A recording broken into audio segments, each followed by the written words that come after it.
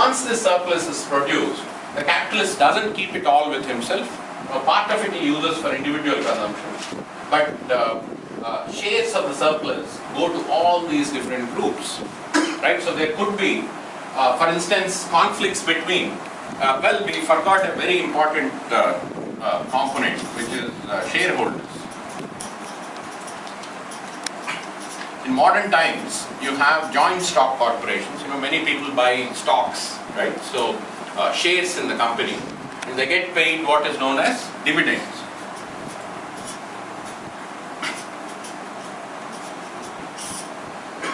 And these shares, when they get into the hands of big players, usually the financial capital or the money lenders, they get hold of big chunks of these shares, and these shares acquire an independent life of their own, which is again unconnected from this whole circuit of capital. That's when they get into this whole game of how to maximize capital gains. I put money in the stock market not to get dividends, but because they give me capital gains. I buy a share for $100. How quickly does it become to $200? How quickly does it become $500? Right? So there could be conflicts between managers and shareholders. There could be conflicts between managers and individual capitalists. There could be conflicts between managers and money lenders. So the moment Marx brings all these players into the game, what you notice is, well, it's not just the two fundamental classes that he talks about in, along with Engels in Communist Manifesto. It's not simply capitalists and workers. It's a caricature, obviously. It was a political pamphlet. The Communist Manifesto was a political pamphlet. It was meant to popularize the main contradiction in capitalism, right? But the moment he brings all these players, you see the entire complexity of the capitalist system, right? By the end of volume 3, you have the whole society playing a role, in the system that Marx is constructing, right? Through the 3 volumes, right? So it's not just two fundamental classes, but multiple classes, and it's a chaotic system. There are multiple conflicts. There are class conflicts of different kinds. There could be conflicts between these workers and these financial capitalists. There could be conflicts between these workers and these merchants. Merchants also hire workers, right? They may not be producing surplus directly, but these workers and these workers can come together, right? Walmart workers may not be given health care or health insurance. So those workers may be fighting for health insurance. Some productive workers, people who are in the main circuit of capital, may decide to show solidarity. Let's declare a strike so that Walmart workers get health care. Right? So there could be all kinds of alliances here. So the system, in all its reality, in all its complexity, is laid out, by volume 3. So this is something important because, one of the frequent criticisms that you hear about Marxism is, well, there are only 2 classes in Marx, right? But then look at society, look at our society. There are all kinds of people. There are, multiple professions in the middle class. There are all kinds of workers. Everybody has a role in this system, right? You had a question. Yeah, exactly. Marx starts off talking about roles, not necessarily classes. So there are buyers, there are sellers, and a person can assume different roles at different times.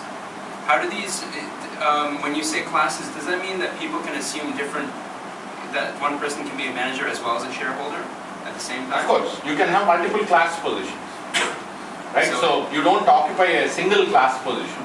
You can occupy you can occupy multiple class positions. So you can, in effect, be in conflict with yourself. Of course, for instance, a worker, in a repressive factory. I'm not talking about Malaysia, but a large number of countries have very repressive labor practices, probably including some of the Asian economies. But the worker is playing by the rules of the game in the factory. He's obedient. He listens to the manager. He listens to the supervisors. When the capitalist says work harder, he works harder. Right? All that happens. What happens to this worker? I'm talking about a male worker now. What happens to this worker when he goes to the household? He becomes the king of the household, right? He bosses over his wife.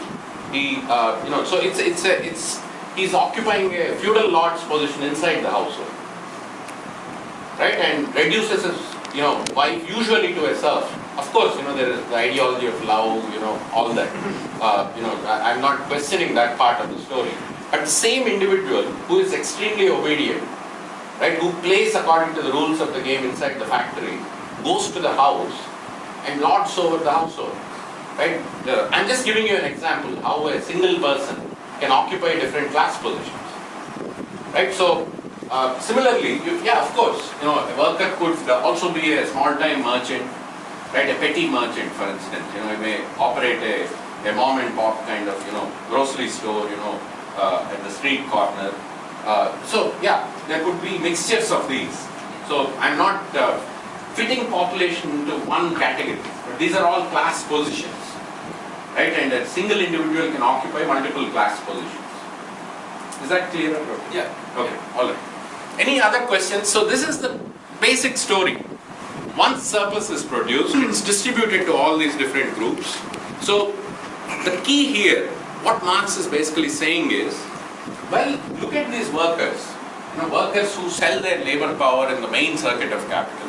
The entire society functions based on the theft that occurs from these workers. So that is capital. It's the theft from the workers that allows the entire society to run. That is capital. Now he is asking the question, do we really need these capitalists? Why do we need a system which is based on theft? Why do we need an unjust system? If we can somehow do away with these capitalists, if the workers are able to produce these goods by themselves, why do we need them? Why do we need a system based on theft? Can we not create a system that is more just? Are we incapable of that? That's where he's pushing us. Or are we condemned to exploitation? Are we happy being exploited? Please exploit me, I'm a good worker. Right? And they resist and they build an alternative system. That's one set of questions. Okay. So I will now switch tracks and then talk about the instability of the system, which is also another important contribution of Marx. But before I go there, You talk about distribution of surplus. I noticed you mentioned about the stakeholders and employees. Doesn't the capitalist distribute power surplus to the employees or workers? that happens right here. See, he's buying means of production Yeah. and he's also buying the labor power. The power of surplus. So labor power is, this is where you get wages, right? Wages are paid right here. Okay, so that goes into the costs of production. What is paid to the workers goes into the costs of production, and then once these workers, take part in the process of production, by contributing their use value, which is labor, they're creating surplus. So I'm talking about how this surplus is utilized once it is appropriated. So are you saying that workers are also paid bonuses? Yeah, but analyze the proportion of workers' bonus compared to what a CEO, a single individual would make in a corporation every year. It's minuscule. It's of a very small proportion.